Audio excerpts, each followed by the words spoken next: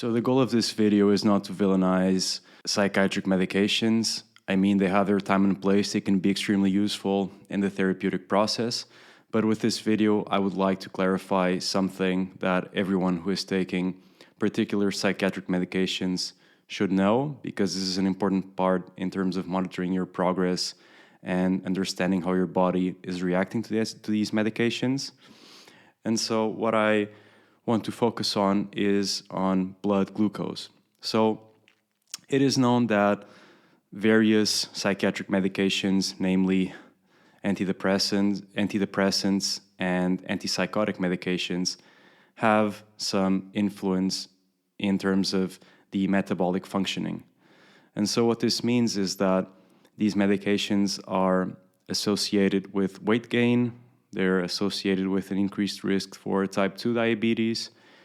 And so one of the main rationales behind this is that these medications increase weight gain, and by increasing weight gain, they drive up insulin resistance, which then can eventually lead into type 2 diabetes.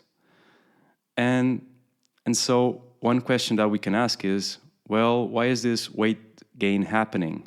And so one of the reasons for this is, for example, in the case of the antidepressant medications, certain types of antidepressant medications, is that they can increase your appetite.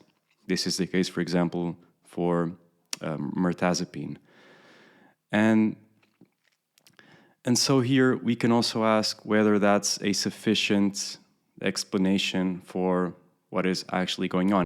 And so here we can ask the question of whether it's just a case of that you're feeling hungrier and so you're eating more and then you're gaining weight, or whether there are some actual different biological mechanisms which are happening under the hood. In recent years, it has been known that different classes of medications, such as the ones I mentioned before, that go from having some influence on dopamine receptors, D2 dopamine receptors, such as the case of typical and atypical antipsychotics, 5-HT2C, serotonin mediated drugs, even muscarinic and adrenergic drugs. All of these are known to have some impact in terms of insulin signaling. And so when we look, for example, at the type 2 dopamine receptors, we can find a lot of them in the pancreas. And so, as you might know, the pancreas is extremely important in terms of the insulin response. And so by having these drugs which interact with the functioning of the pancreas, there are going to be some disturbances and changes in terms of the insulin response. And so the whole goal here is to, if you're taking psychiatric medications, especially antipsychotics or antidepressants, make sure that you're tracking your blood sugar.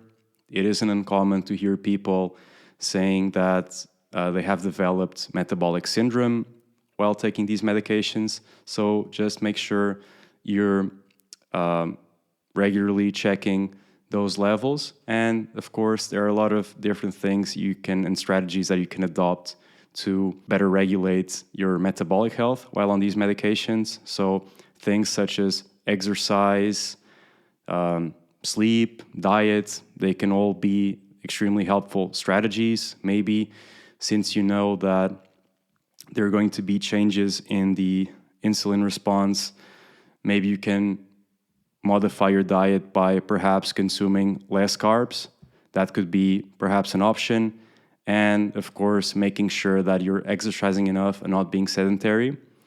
So hopefully you found this video useful. My goal with this is not to say that these medications should not be taken, because that's not the case. They can be therapeutic for a given time and situation, but just be aware that these are some side effects, some negative side effects that can happen from taking these medications. So hopefully you found this video useful, and let me know if you want me to go further in detail in this topic or any other topics which interest you. Thank you.